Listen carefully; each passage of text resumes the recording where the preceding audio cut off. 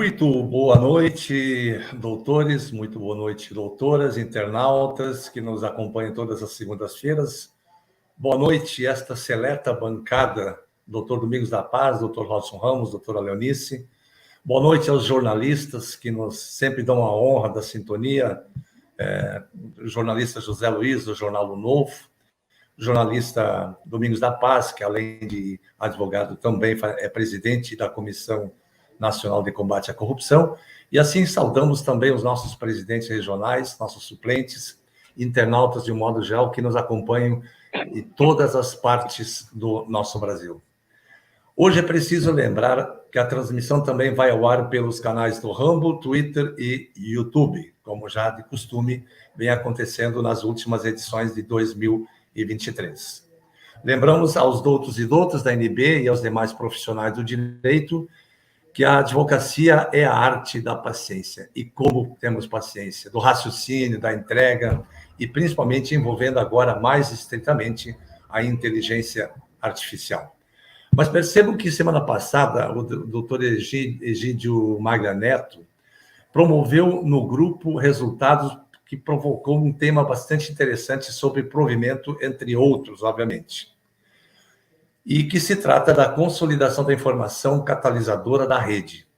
Porém, a inteligência artificial provocada, em resposta ao questionamento que promoveu o doutor Egídio, ao menos foi ele que publicou, me trouxe essa matéria, ele fez uma provocação para a inteligência artificial sobre a questão do provimento. Muitos doutrinadores plantonistas de oportunidades, advogados de plantão, adoradores de certa entidade chamada Gasparzinho, né, se socorrem das informações da ANB para poderem transmitir e contestar, inclusive, a mais absoluta verdade, traduzindo ela na absoluta distorção dos fatos. E muitas vezes entregam infundadas teses sobre tal de provimento, como acontece no Rio de Janeiro, com algumas correntes de inscritos naquela instituição que nós aqui declinamos o nome. Hoje o tema promete retomar um conteúdo parcialmente que poderia estar inserida na ADI, que já está pronta, agora já estamos apenas fazendo a revisão, eu e o Dr. Robson Ramos, e embora não seja objeto direto da nossa ação, provimento, mas vai ser levado à apreciação também nesta própria ADI. Mas vamos ao que estabelece essa tal da lei do provimento. Dr. Robson Ramos, Dr. Domingos da Paz, doutora Léo, nós vamos fazer uma pequena demonstração, apenas para mostrar aos nobres doutores e doutoras que veja que nessa ação aqui, ó, tem aqui no canto esquerdo, bem esquerdinho, ADI 6278. Isso é o site oficial da Presidência da República. E essa 6278 é uma ADI ajuizado pela ANB, que foi não admitida em face da ausência da capacidade postulatória ou ad causum, né? Como disse o Gilmar Mendes. Então, a Lei 8.906 de 1994, e daqui a pouco, hoje está recheado de situações aí bastante estarrecedoras. Estabelece o artigo 8º que para inscrição como advogado é necessário, inciso 4, aprovação em exame de ordem. E estabelece o parágrafo 1º que o exame de ordem é regulamentado em provimento do Conselho Federal da Ordem dos Advogados do Brasil. Prestem bem atenção, provimento da Ordem dos Advogados do Brasil. Pois bem, isso está na lei, né? Compete também nessa mesma lei, o artigo 58, que determina que compete privativamente ao Conselho Seccional, entre outras, realizar o exame de ordem. Olha que coisa absurda, que tudo que está acontecendo, essa lei é realmente um saco de mistério, sem fundo, sem luz, sem nada. Porque como é possível, agora, o artigo 84 da Constituição Federal estabelece que compete privativamente ao presidente da República sancionar, promulgar e fazer publicar as leis, bem como expedir decretos e regulamentos para sua fiel execução. Essa lei 8.906 de 1994, se válida fosse corretamente, ela não poderia ter esse dispositivo alterado, o artigo 58, né, transferindo essa realização do exame de ordem, que é de competência privativa dos conselhos seccionais, para o Conselho Federal. É absolutamente inaceitável, assim como não poderia jamais, se houvesse a legitimidade de exigir um exame, ser regulamentado por provimento. Isso não existe. E essa semana, então, aí, o doutor Egídio Magria Neto, nosso presidente regional do Rio Grande do Sul, ele mandou essa informação que ele provocou a inteligência artificial, perguntando o que é provimento.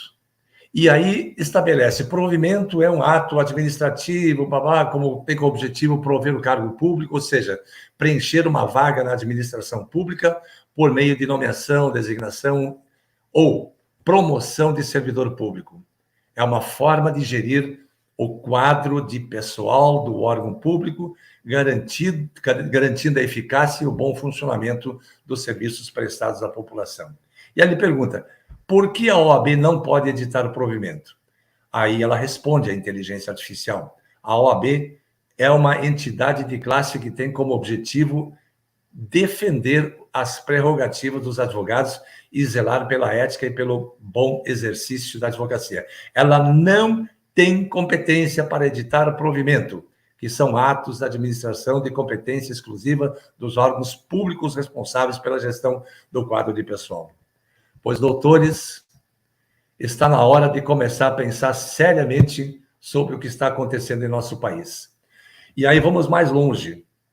Os atos de administração pública estão todos eles em xeque, notadamente envolvendo o Estatuto da Lei 8.906, que voltamos novamente, é preciso repisar essa matéria, que não tem legitimidade. Nós já vamos falar aqui agora outros problemas que nós encontramos. Dr. Robson, hoje pela manhã, nós trocando algumas ideias, né, vai fazer esse comentário sobre essa questão da validade, da eficácia e da existência da lei sem o ato da promulgação ou da sanção presidencial. É muito sério o que nós estamos convivendo hoje em nosso meio.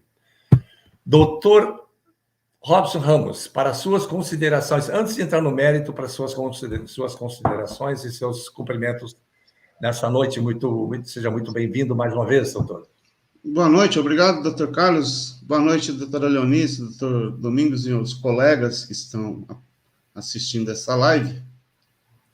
É um prazer estar aqui novamente, que vai ser uma noite muito boa hoje.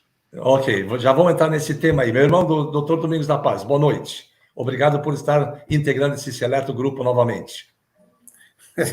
Boa noite, Brasil, doutor Leonice, doutor Robson, doutor Carlos, boa noite aos internautas, boa noite a todos os bons e maus advogados do Brasil.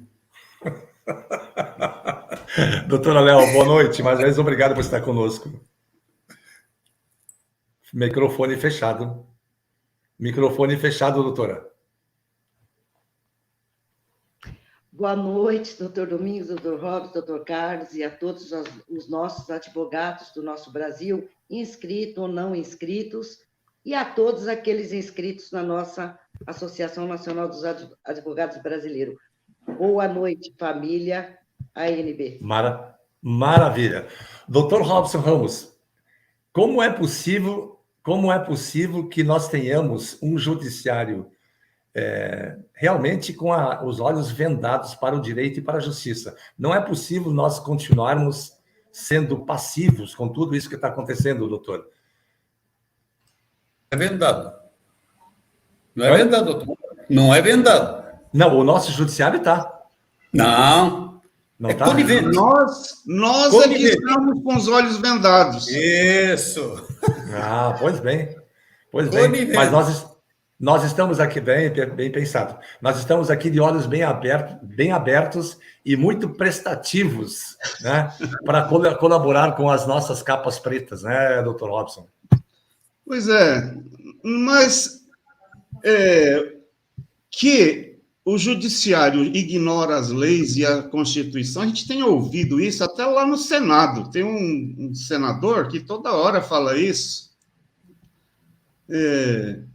O que a gente reclama aqui, ele reclama lá no Senado, mas o que deixa a gente embasbacado é porque eles têm competência e poder para resolver o problema. Saber dos fatos, eles sabem. Tudo que nós estamos protestando e reclamando há mais de 20 anos, ou 30 anos, sei lá, né? Chegou já no ouvido deles. Eles já sabem, eles repetem lá no Senado tudo que a gente está falando aqui há décadas. Doutor Robson, nós estávamos indo numa preliminar, antes de iniciar a nossa live, no estúdio nós estávamos trocando ideias por que a lei não tem eficácia, não tem validade, e por que ela de fato não chegou, essa lei não chegou à presidência da República para ser sancionada, doutora? Nós estávamos falando da lei 8.906. Que é o Estatuto da Advocacia.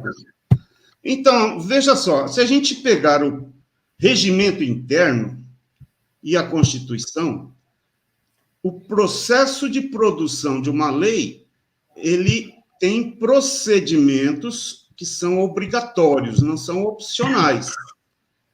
A lei, para ser criada, ela tem que seguir um trâmite e nenhuma etapa pode ser pulada ou ignorada. Desse modo, imagine que uma lei, um deputado faça um projeto de lei e ele tramite pela Câmara e siga todos os procedimentos exigidos dentro da Câmara. Porém, não vá para o Senado. Pule o Senado e vá direto para a sanção do presidente. O presidente sanciona, promulga e publica. Lei nula. Pulou o Senado, pulou uma etapa do processo de produção das leis. Então, essa lei não pode ser chamada de inconstitucional, porque ela não existe, ela não nasceu, ela não foi feita, o processo de elaboração, de produção, não foi completado, ele ficou incompleto. Por quê? Porque é obrigatório que, para terminado o procedimento dentro da Câmara, ela seja enviada para o Senado e lá tenha outros procedimentos. Se for o caso, retornar, se tiver alteração, ela retorna para a Câmara e daí vai para o presidente. Né? Sim. E isso não é opcional, é obrigatório, está no artigo 66 da Constituição. Terminado os procedimentos obrigatórios dentro do Congresso, ou seja, dentro da Câmara e dentro do Senado, é obrigatório pela Constituição e pelo regimento interno que a lei seja enviada para o presidente, para ele sancionar. Se ele vetar, ela tem que voltar para o Congresso vai aprovar ou não, pode derrubar o veto, mesmo que derrube, tem que retornar de novo para o presidente promulgar. Então, veja só, esse procedimento, ele é obrigatório, são os 3 últimos procedimentos para a elaboração de uma lei. Quais são? Sanção do presidente, promulgação e publicação. São 3 atos finais do processo de construção da lei, de produção da lei. Se esses procedimentos não forem executados, a lei não foi feita. Ela está incompleta, ela não nasceu, não existe. Quando aquele pessoal falsifica a assinatura do presidente, ou seja, isso vai além né, são 2 etapas ou 2 temas diferentes. Um é o processo de falsificação de documento público, de assinatura, isso é uma outra história. Mas o que interessa aqui para a gente, nesse minuto, é o seguinte, que existe uma etapa que foi omitida, a etapa em que o presidente sanciona e promulga não foi feita, não passou, não existiu essa etapa dentro do processo de produção da lei, portanto, essa lei não existe. Nós não temos nem que discutir se ela é Constitucional e inconstitucional. Constitucional ou inconstitucional. É uma lei que não existe, porque não seguiu o procedimento obrigatório para o nascimento de uma lei. Mas, doutor, aí que vem a primeira etapa que é crucial. Nessa ação direta de inconstitucionalidade, o que se está buscando o vício material e o vício formal, além de constatar as fraudes que serão juntadas aos autos, né, dadas as circunstâncias de que foram abanhadas as assinaturas judicialmente, portanto, é um processo de provas emprestadas, e também a extração do próprio ato da mensagem 512, e como muito bem lembrou o doutor Domingos da Paz há pouco, a folha 474 e a 502, o rito de votação do PL, né, que não chegou à presidência da República. Não. E tanto é que, se você olhar a folha 512, as letras, quando fala da Lei 8.906, são diferentes das letras que dão a introdução à mensagem 512. É tudo uma fraude aquilo ali. E mais grave do que isso, a própria folha 474, que recebe a mensagem 512, não tem a identificação da Presidência da República, que é o símbolo do brasão da Presidência da República, e não tem na parte da assinatura a expressão do nome, como é de praxe, constar nos documentos públicos oficiais. E, além disso, em 1994, não tinha assinatura digital para alguém que pudesse assinar digitalmente aqueles documentos. Portanto, nós estamos vivendo realmente uma obra faraônica do império da mentira, do engodo e das fraudes. Então, o que nós temos que levantar, assim, são questões que, às vezes, não são Doutor Domingos, só um pouquinho, doutor. Doutor Domingos, doutora Leonice, doutor Robson, quem quiser fazer uma interação, só levanta o dedo, né? E vamos interagir. Porque por exemplo, aqui, só para passar para frente isso, a questão que se deve perguntar, ela é inconstitucional ou é inexistente? Ela é nula ou é inexistente? Porque nula é aquela que existe. Precisa existir para ser nula, precisa existir para ser inconstitucional. Então, são pontos que nessa ADI também podem ser abordados, colocados para... Por isso que eu estou sugerindo que nós devemos inserir isso também como ponto. Se uma não for aceita, a outra se argue, né? A inexistência da lei tem que ser colocada para esse pessoal, porque eles estão... colocando uma situação, exigindo a obediência a uma lei inexistente, né? E nós temos que colocar essas questões em debate, tanto dentro do judiciário, como dentro do próprio Congresso, que o Congresso tem responsabilidade sobre isso, e para a população, né? Que a população, em última instância, que está sendo enganada. Principalmente a comunidade jurídica, doutor. Especialmente o advogado, que está pagando a anuidade para uma instituição que não existe, porque foi extinta, e fundamentado numa lei que também não existe, porque não foi criada. Doutor Domingos da Paz, como é possível nós nos submeter e nos curvar diante de tanta ilicitude, meu irmão? Então, é por isso que eu troquei o nome do livro. Eu tinha colocado a alma penada, não é não. Não é não. Troquei o nome porque o nome mais adequado é esse aqui, ó. Tratado de crimes. E corrupções. É de ponta a ponta. Tratado de crimes e corrupções, de ponta a ponta. Então, o que ocorre? Essa semana, aliás, foi dia 7, saiu publicado no Diário Oficial, o resultado da minha ação lá na Justiça Federal. Simplesmente, é de deixar esclarecido, simplesmente o desembargador, que é o 5º constitucional dessa maldita ordem dos advogados, simplesmente ele desconheceu o incidente de falsidade e mandou para frente e julgou o embargo de declaração. Sequer ele mencionou. Quando eu entrei com a ação do incidente de falsidade, breca tudo. É o artigo 145, breca tudo. para aquele ali, para começar um novo processo. Enquanto não decidir o que está na lei com referência ao incidente de falsidade, o processo não anda. Só depois que decidir uma coisa que você volta a decidir o outro. Ele reuniu lá os desembargadores, 4 ou 5 desembargadores, e fizeram lá um salamaleque e não conheceram do incidente de falsidade.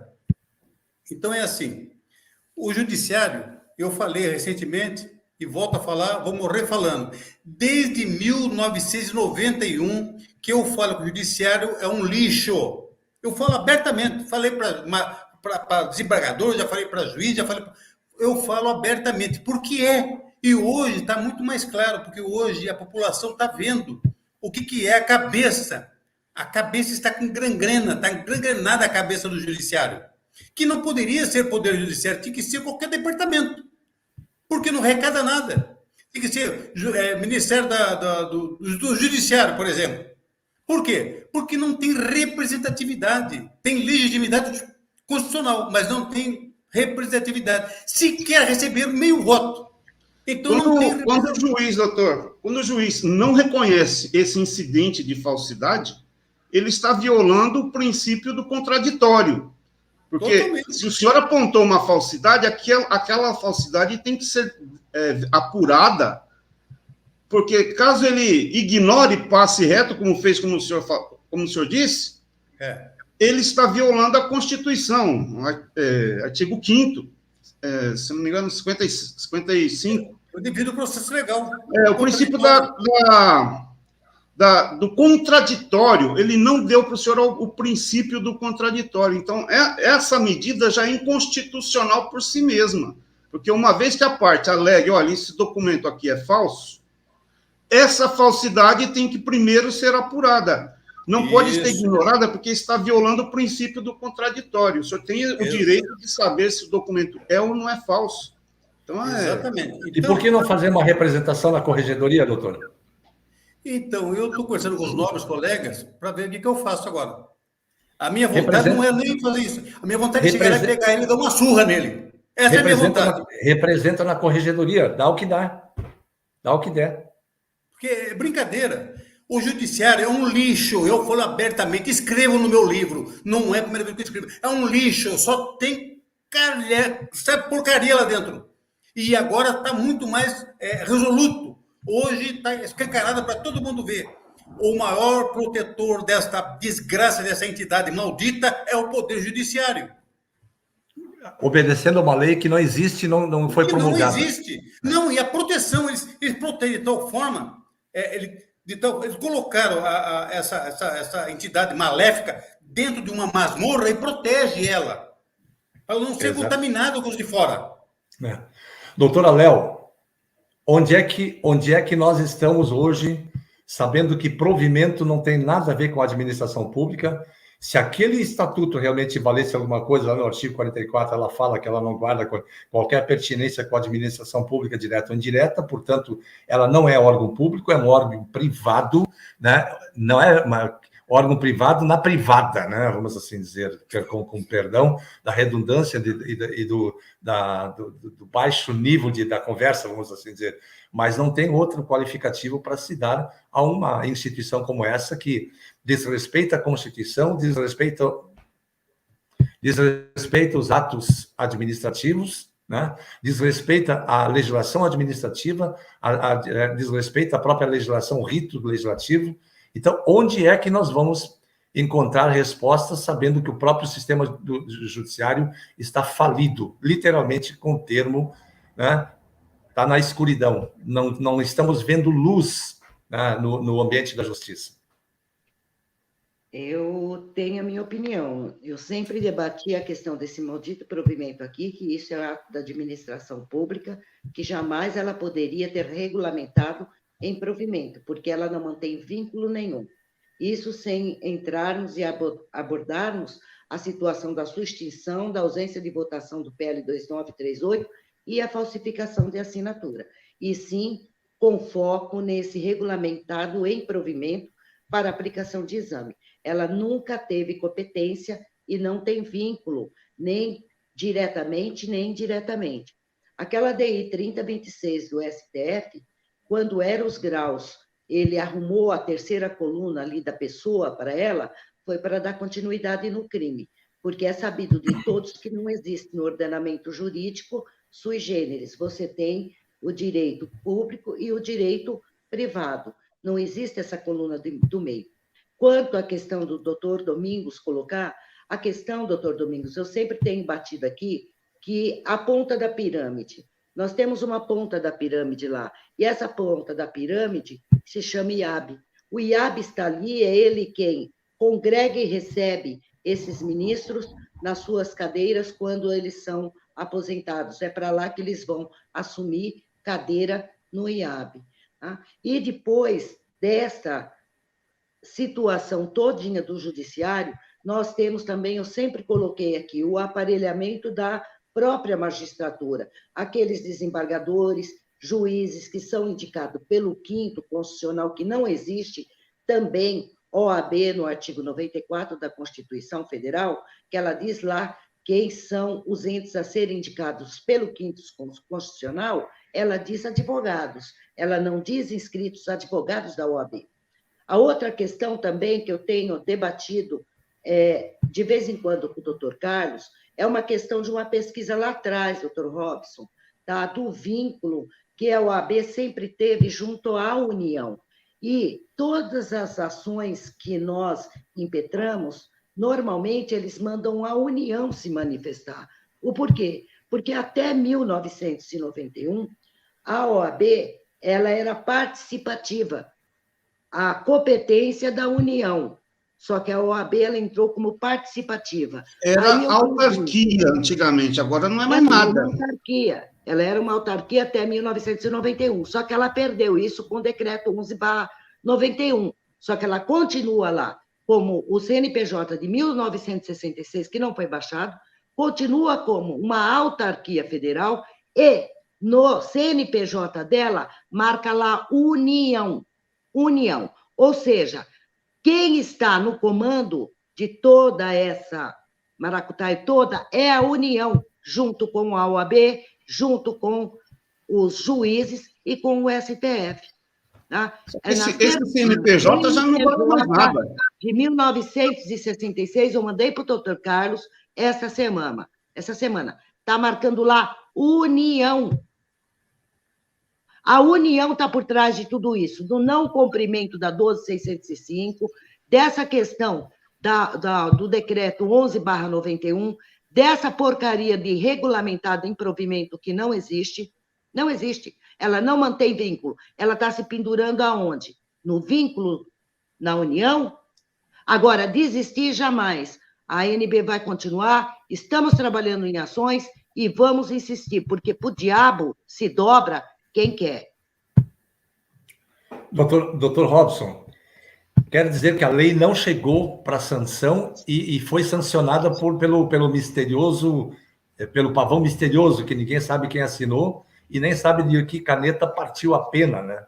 A questão é, não foi sancionada, não houve a sanção do presidente. Porque para ser sancionado, o ato tem que ser válido, tem que ser enviada para o presidente. O agente tem que ser capaz. Exato. Na época era o Itamar. Então, a assinatura deveria ser dele. E não tem a assinatura dele. Ou seja, essa etapa do processo de produção da lei foi pulada, foi omitida. Então, a lei não nasceu, não aconteceu, não existe. Essa é a questão que a gente tem que bater forte dentro do Congresso, no Judiciário, e tornar isso público. Porque é um processo, né? Um processo para ser válido, ele tem que cumprir todos os procedimentos contidos nele. É por isso, doutor, que eu reputo importante para que os presidentes regionais se utilizem de todo esse expediente da nossa ADI, que já está pronta, né? Nós vamos só fazer a parte da revisão e anexar todas as etapas dos anexos, anexar todos os laudos grafotécnicos produzidos pela ANB e também produzidos em juízo pela Vara de Curitiba, né, do Estado do Estado do Paraná, e encaminhar isso, porque não tem santo Cristo que esteja dentro do judiciário que possa dar validade a uma lei que não existe no mundo do direito. Se uma criança tem desde a concepção até o nascimento um rito, né, as etapas a serem vencidas, pelo amor de Deus, furar essas etapas, não existe possibilidade da lei ser recepcionada, doutor? Exatamente isso que aconteceu. A criança não nasceu. Ela foi abortada no meio do processo. Por quê? Porque primeiro, a tramitação dentro da Câmara, ela já omitiu uma etapa que é a aprovação pelo plenário, que era obrigatório passar pelo plenário. Já não passou aí. Por isso, a deliberação em plenário, né? Isso. Esse procedimento já torna falho o processo de produção da lei. Agora, além disto, ele também não passou pelo Poder Executivo. O Poder Executivo não participou deste processo. Por quê? Porque tramitou dentro do Congresso. Vamos supor que tenha sido válida aquela tramitação, né? Mas a gente sabe que não foi, porque não houve a participação do plenário. Mas o artigo 66 da Constituição, ele diz que quando uma lei termina o processo, né, dentro do Congresso, é obrigatório que seja enviado ao presidente para a sanção, né? Então, não é uma questão facultativa, não é facultativo a sanção do presidente, ela é obrigatória, tanto pela Constituição quanto pelo regimento interno da Câmara. E não aconteceu essa etapa. Ou seja... Doutor Robson, é pior do que isso aí. É pior do que isso aí. Se você levar em consideração que essa lei fraudulenta, essa lei sei lá o quê, o PL 2938, ela começou dentro do próprio conselho da OAB, você vê que todo o papel timbrado veio de lá de dentro. Aí, ela deu entrada no dia 28 de maio de 92. Ela terminou toda a etapa da correria, toda a etapa do galope, ela terminou no dia 23 de junho de 92. Então, um pouquinho mais de 2 anos, 2 anos e 2 meses, 2 anos e 3 meses. Todo esse percurso. Ela pulou umas etapas que toda legislatura tem as comissões permanentes. Então, ela teria que passar, por ser direito fundamental, ela teria que ter passado por lá. Teria que ter passado pela Comissão de Educação, de Saúde, Trabalho, Previdência Social, Lazer, Segurança, Proteção, Maternidade e Infância, Assistência aos Desamparados, e aí por diante. Então, esses são os elementos essenciais dos direitos fundamentais que essa lei trata. Então, ela teria que passar por essas comissões, teria que vir de lá os pareceres favoráveis ou contrários dessas comissões. E aí colocaria-se emendas. Então, veja, esse tempo demora de 10 a 15 anos. Agora, essa estrutura maldita dessa lei desgraçada, ela andou 2 anos e 2 meses. De que forma? A galope mesmo, atropelando tudo que vinha pela frente. Além de não ser votado no plenário da Câmara. E não foi votado também no plenário do Senado. A etapa que acontece na Câmara, que cria comissão, é a mesma forma lá no Senado. Também cria-se comissão, tem o relator, tem o presidente, tem os membros, tudo igualzinho. São processos distintos, independentes e distintos. Só que volta para a Câmara, que é a originária da Câmara, volta para a Câmara. Aí, dali, sai para a sanção presidencial. Nada disso houve. Você pega o dossiê completo, você vê lá que tem a informação do primeiro secretário do Senado informando que estava mandando para a sanção presidencial. Mas e aí? Não teve votação nenhuma na Câmara, não teve votação nenhuma no Senado, e faz as pessoas cumprirem essa estapafúrdia, essa desgraça dessa lei maldita, tomando dinheiro dos bacharéis em direito. Doutora, uma coisa que me deixa impressionado, quando você abre aquela pasta com mais de 900 páginas do rito de votação daquele PL 2938, com diversas alterações feitas pelo Nelson Jobim, e depois sai da CCJ da Câmara, vai direto para a CCJ do Senado, lá ela sofre adaptação, é encaminhado para a mesa para leitura e não sofre votação. E aí, supostamente, tem uma mensagem da página 474, que é a mensagem 512, dando ciência ao Senado, ao Congresso Nacional, de que ele, o presidente da República, estaria promulgando a Lei 8.906, mas você vê nítido, mas de uma clareza solar, de que todo aquele conteúdo é uma montagem. Não tem timbre, não tem identificação do órgão que expediu aquela mensagem, não tem a identificação da assinatura, repiso a matéria, não tem identificação da assinatura, tem um rabisco atribuído ao presidente da República, Itamar Franco, quando todo mundo sabe que Itamar, naquele dia, sequer estava em Brasília. Se não me falha a memória, ele estava num jogo no Brasil, lá no Chile, se não me falha a memória, né?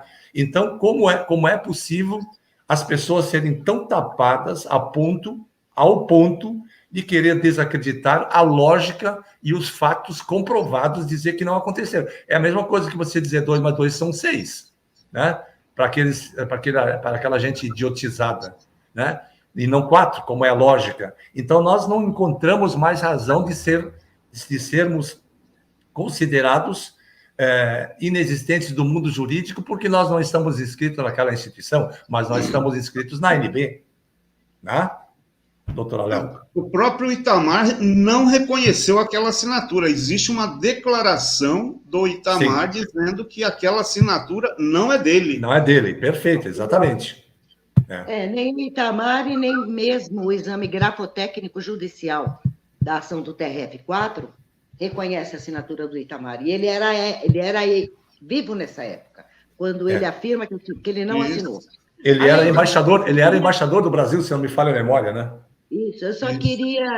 o doutor Robson colocou aqui que essa lei ela foi abortada. Não, doutor Robson, se ela tivesse sido abortada, ela não teria nem sido falsificada a assinatura. Ela nasceu assim, espontânea, você entendeu? Fora de tempo. Ela é um fantasma desde a primeira página até a assinatura do Itamar Franco. Ela não foi abortada. Se ela tivesse abortada, ela não estava aí. Como ela está aí... Para ser lei, só existe um processo para que seja lei. Provocaram um aborto depois de pronta. Ela não foi abortada, eles provocaram o aborto. Ela não chegou a ser pronta, esse que é o ponto. Não, foi. Não foi porque ela não passou pelo processo de produção legislativa. Não, ela não chegou a ser assinada, votada de forma lícita, mas que ela transitou lá para dentro, quando ela estava com uns 8 meses, mais ou menos, antes que desse os 9 meses, eles colocaram o ferro e abortaram ela. Saiu esse bicho aí, ó. Saiu esse bicho. Agora, tem uma coisa importante, muito importante, eu falei num vídeo que eu fiz. O relator, ele ficou, 1 ano e pouco ele ficou de relator, que é o Nelson Jobim. O Nelson Jobim é do Rio Grande do Sul. Infelizmente, doutor. Infelizmente. O Nelson Jobim, é interessante a trajetória dele nessa lei, porque ele foi nomeado o relator. Legal. Normal. E era presidente da CCJ também. Só que... depois. E aí, o que ocorre? Feito isso aí, eu ponho uma relação aqui, falo, prestar muita atenção, a comissão era composta de 74 indivíduos, sendo o Nelson Jobim relator, depois você vê os nomes maravilhosos, lindos, José Dirceu, Hélio Bicudo, Paulo Bernardo, Jacques Wagner, Sandro José Genuíno, Benedita da Silva, José Genuíno, José Tomás Novo, Chico Vigilante, Israel Pinheiro, Prisco Viana, Aldo Rebelo, Luiz Muxique, que já carregou ele para o inferno, e a Benedita Silva e Miguel Arraes. Então, veja, o que você, cidadão brasileiro, você espera dessa coisa desgraçada, dessa comissão maldita? Espera o que vai sair dali? Se não sair roubo, assalto, crime, corrupção. Esse pessoal são fabulosos, eram fabulosos em praticar isso. Você acha que dali vai sair uma coisa boa, um néctar excelente a favor da sociedade brasileira? Mas de jeito nenhum. De jeito nenhum. O Nelson Jobim era o relator, deputado federal. Legal. Aí foi guindado a ser ministro da Justiça. Ministro da Justiça. Ah, legal, foi para lá, ministro da Justiça. Aí foi guindado e apresentado para ser ministro do STF. Olha, legal. Vi que carreira galopante. Bom, feito isso, ele estava como presidente no STF. Presidente no STF. Grande coisa. Eu sou muito mais presidente do que ele. Eu sou presidente da Comissão Nacional de Combate à Corrupção. Nós pegamos ladrões e corruptos. É diferente deles que correm de nós. Então, é simples. Quando o presidente do STF, no Rio Grande do Norte, tinha lá o Conselho Nacional da Indústria, CNI, entrou com um projeto na Câmara, do Madim, e aí, arguindo que o artigo de lei era inconstitucional, o artigo de lei. Que lei? 8.906. Aí entrou lá e questionou essa questão. Aí todo mundo votou contra, que realmente aquela lei era inconstitucional. Inclusive ele, presidente do STF. Mas veja bem, essa lei, essa maldita lei, ele foi o relator. Esse demônio, esse maldito era o relator quando foi feito isso na Câmara Federal. Quem era o relator? Nelson Jobim. Quem era o presidente do STF? Nelson Jobim. A lei é considerada inconstitucional. Mas, mas não passou lá na Comissão de Constituição, Redação, Justiça e Redação? E aí você vai, só lá na frente que você descobre que a lei é inconstitucional. Meu, é tanta patifaria que eu revelo no livro, mas tanta patifaria, é tanta sacanagem, é tanta roubalheira, é tantos crimes que é um tratado de crimes. Não tem outra coisa. É um espectro do mal. Não existe no Brasil nenhum crime tão horroroso como este. Porque ele pegou toda uma geração, porque ela era uma fabulosa, era uma entidade fabulosa. Era assim, tem que se reconhecer que ela era uma entidade fabulosa. De repente, a PTzada caiu para dentro, destruiu, meteu no Foro de São Paulo, lá no Foro de São Paulo acertaram tudo e saiu destruindo tudo. Saiu igual aquele deputado federal lá do Rio Grande do Sul que fala assim, parecia gafanhoto numa roça de milho. Saiu destruindo tudo. Meu, não tem jeito. Ô, doutor Domingos, eu já não digo que ela foi só a partir de 1991, não. Tá? Pelos levantamentos, estudos que eu e o doutor Robson já fizemos, tá? Desde a sua Constituição lá em 1930, lá dentro já tinham advogados filiados a partidos de esquerda. Comunistas. Então, tudo isso, ele nasce lá atrás. Ela só veio mesmo a vir à tona mesmo a partir de 91, com a extinção do decreto 11/91.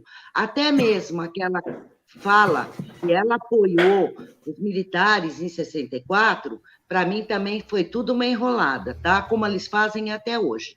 Nada me tira da minha cabeça que sempre foi isso, tá? Ela sempre mostrou uma face mascarada, mas por trás sempre foram de esquerdas, tanto é que se você pegar os presidentes da OAB que foram nomeados lá, desde o seu início, quando eles foram preparar os advogados, que a intenção nunca foi para preparar essa turma de advogados que nós temos, que nós chamamos do baixo, né?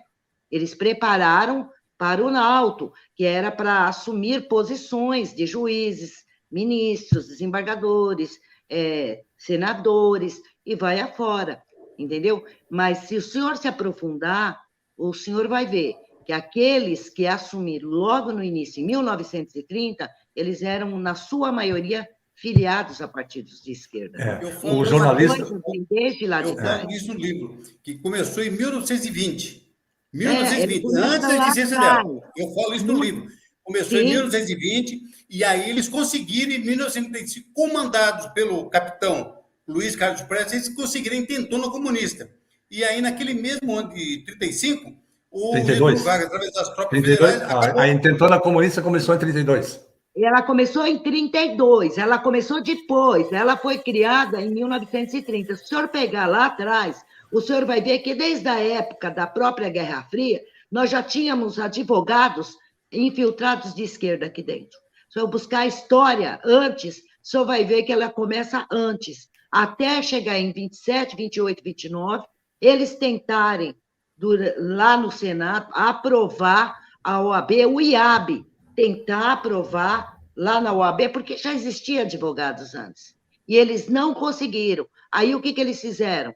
Em 1930, com aquela falcatrua do Jabuti do artigo 17, no decreto lá 19.408, eles conseguem isso daí. Mas eles conseguem de que forma? Porque o IAB era um instituto governamental. Eles colocaram a OAB lá para dentro, porque sempre foram a intenção deles colocar a OAB lá dentro para que ela pudesse fazer esse aparelhamento e formar um exército de advogados nos poderes. E aí foi por isso que eu falo para o senhor. Existem ministros, existem juízes, desembargadores que estão nesse aparelhamento. Só que existe também aqueles que não estão. E, por isso, nós jamais vamos desistir. As ações vão vir aí, seja ela extrajudiciais, nos poderes, seja via judiciais, nós vamos continuar insistindo, sim. É uma questão de justiça e nós vamos buscar o nosso direito de advogar. Para isso, a associação está trabalhando dentro do seu site profissional, seu cadastro de advogados, e vamos buscar o nosso direito. Sim, doa a quem doer. Somos todos advogados e não vamos continuar nesse limbo do crime, porque o crime, ele nasce desde lá do seu comecinho, da primeira página daquele PL 2938, ele vai com o crime até a tua assinatura. E isso nós vamos questionar, sim. Essa assinatura, a lei ela não é nula, a lei não é anulável, então o crime da assinatura que foi apostado é crime. E esse vai ter que ser anulado, porque é crime continuado. Perfeitamente. Doutor Robson.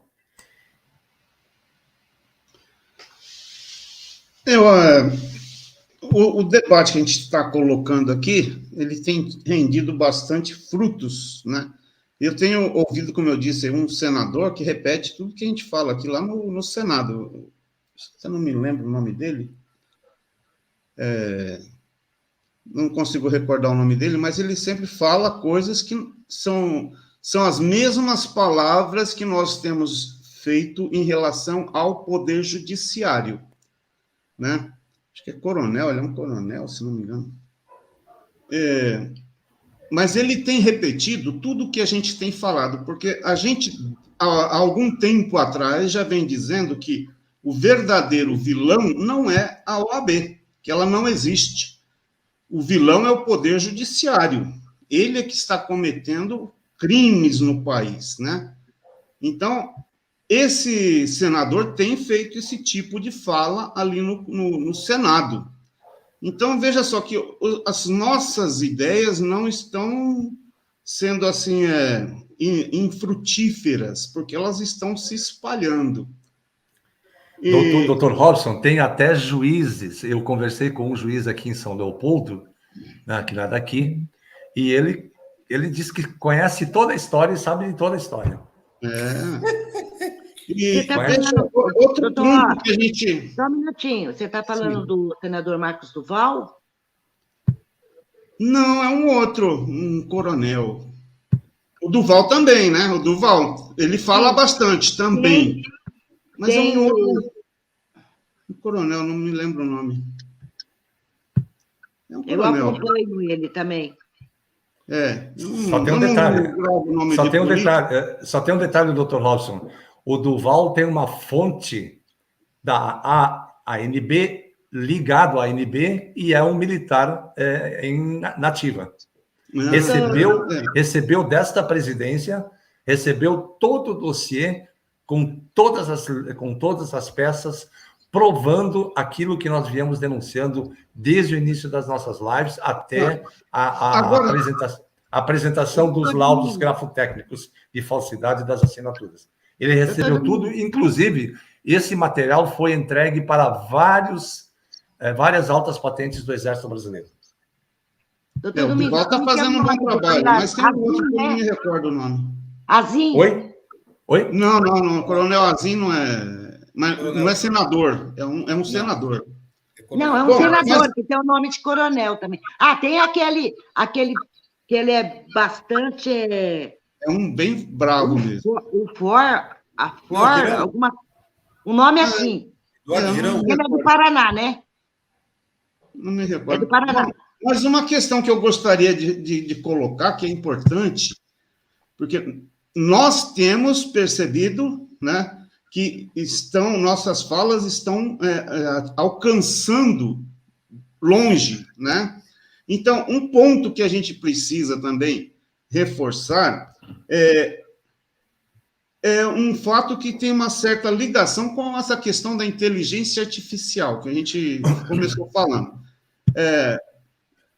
A forma como a gente utiliza o vocabulário, ela modifica comportamentos. Então, por exemplo, se uma lei é nula, ou essa questão que eu coloquei, se a lei é nula ou anulável, aliás, nula, inconstitucional ou inexistente, é uma questão de interpretação.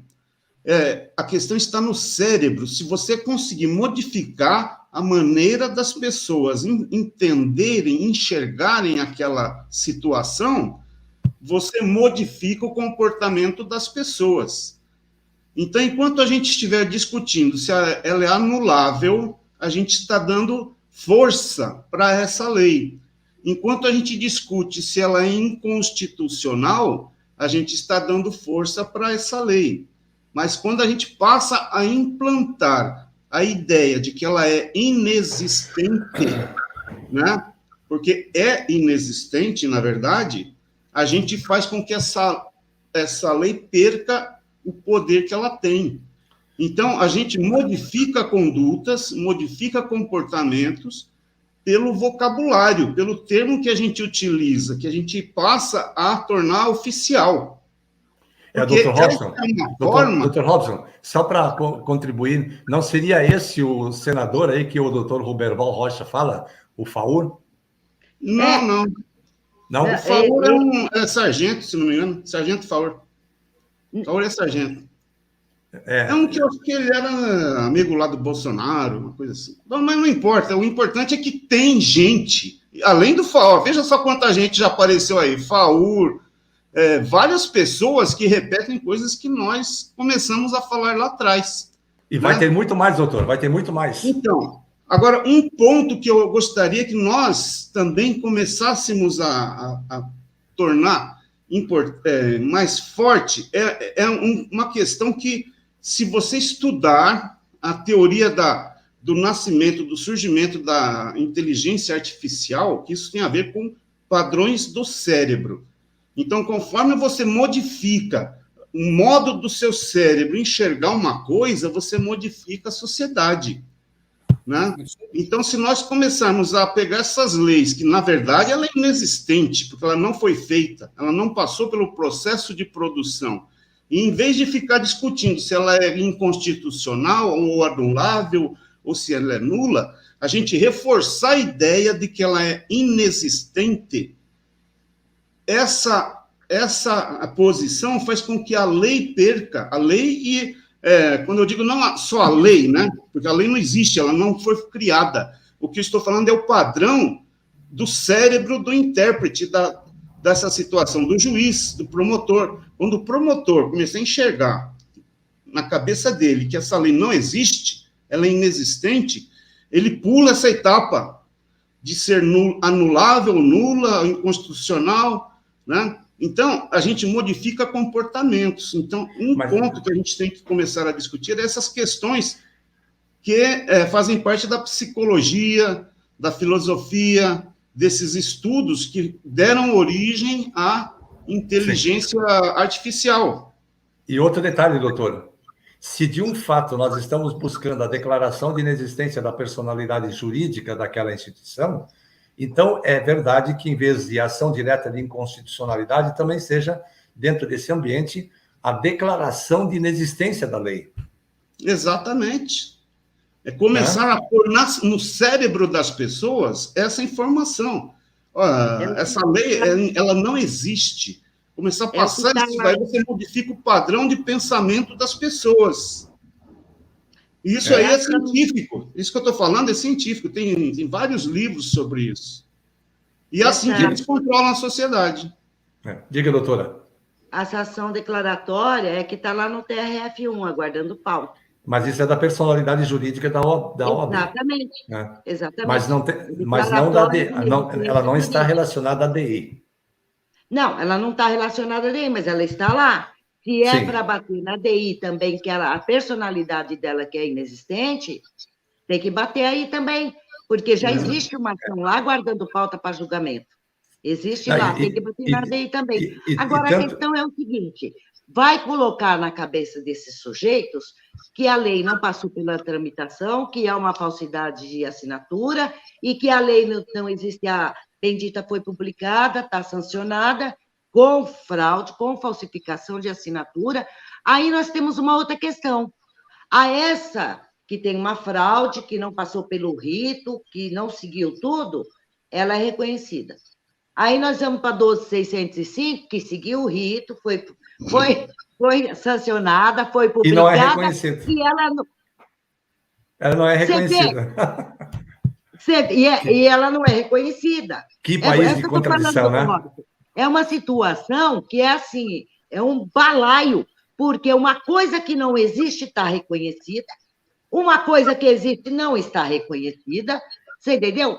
Mas é assim mesmo. Nós temos que ir seguindo, cutucando, e que nós vamos chegar onde o nosso objetivo. Agora, desistir jamais. Você sabe por quê? Até hoje aconteceu isso? Porque os nossos nobres doutores, lá atrás, eles nem estavam aí nem um pouquinho preocupados, você entendeu? De como surgiu, de como nasceu, de como foi criada, de como foi sancionada, nunca se atentaram a isso. Não é? Por que nunca se explorou isso também, né, doutora? Oi? Nunca se explorou isso também. Não, mas não se explorou, se eu concordo que também não havia necessidade de explorar. Eles estão inscritos lá, estão exercendo a profissão deles, para eles... Mas eu me refiro ao seguinte, doutora, quando você tem um congresso sério, quando você tem uma instituição republicana séria, leis dessa natureza jamais entrariam no arcabouço jurídico pátrio. Jamais entraria. Eu estou lendo aqui com o doutor Menegindo, é isso, não pode haver inconstitucionalidade se a lei não for... Não tem. Não tem nem nula, nem anulável, não tem nada. Tem aí é um tamanho de um crime que a gente está procurando descobrir os pais. Né? Assim, aí até perdi o raciocínio aqui, fui ler ali. O que você falou, doutor Carlos? Não, eu estava dizendo, se de um lado nós temos essa situação da instituição séria, de outro lado, esse tipo de lei jamais poderia passar pelo Congresso Nacional. Não passaria. Eles não se atreveriam, doutor Carlos. Se nós tivéssemos realmente um judiciário sério, se tivesse um legislativo sério e um executivo, e os senadores, jamais passariam. Esse é um dos crimes que nós descobrimos. Um dos crimes. Imaginam que tem mais. Sim. Bom, eu e o Dr. Robson Ramos estamos terminando, já terminamos, né? Eu hoje mandei mais uma cópia para o doutor dar uma olhada, né, da nossa ADI, e eu acho que nós vamos, com essa conversa de hoje, nós vamos incluir o pedido de declaração de inexistência da lei em face de tudo isso que está aí. né? Então, vai ser muito mais ampla do que era antes, né? E seguramente vai ser um pouco mais carregada em termos de prova, de anexos, né? Para provar para o juízo que estamos diante da maior fraude legislativa da história do nosso país. E vamos isso, ver né, como doutores? qual vai ser a justificativa agora, por onde eles vão se escapar, né? Não vão escapar, não tem como O que escapar. sai dali, doutor Carlos, o que sai dali, a gente pode esperar tudo, viu? Doutora, não se preocupe que nós vamos derrubar esse monstro. Fica tranquila que essa ilicitude não vai... Nós queríamos entrar hoje também com mais alguns aspectos com relação ao nosso Congresso. Nós queríamos entrar com algumas questões sobre nossos TRFs. Nós queríamos trazer um pouco mais também sobre a questão do desembargador Vladimir de Souza Carvalho, temos algumas informações também, mas nós vamos deixar isso para a próxima live da próxima semana, porque hoje o tempo se esgotou, e vamos deixar aqui a nossa saudação, nossa gratidão. Diga, doutora. Doutor João Horácio falou assim, doutora Eunice, o pai nós já sabemos quem são, não sabemos não. Essa genética aí tá difícil de descobrir o DNA, doutor. Sui generis, viu? Pai e mãe aí no meio, que tá difícil de descobrir o DNA, viu? A gente é o sui generis, doutor, é o sui generis. É o sui generis, isso. É ímpar, é único, é o sui generis. É uma piada, né? É uma piada. É uma piada. Então, tá bom. Gente, muito obrigado, doutor Domingos, doutora Leonice, doutor Robson Ramos. Que Deus os abençoe, tenham uma excelente semana. Aos nossos queridos internautas que nos acompanham todas as segundas-feiras, dê o seu joinha para esse vídeo, é importante para nós. Inscreva-se no canal, deixe o seu comentário que a gente responde na medida que os comentários, as perguntas forem colocadas. Aos nossos internautas também fora do país, queremos deixar a nossa gratidão e dizer que na próxima segunda-feira estaremos de volta com mais uma live da NB, nesse mesmo canal e nesse mesmo horário, com mais assuntos, mais temas relacionados a essa geniosa justiça brasileira. Que Deus os abençoe. Tenham todos uma excelente noite, uma ótima semana.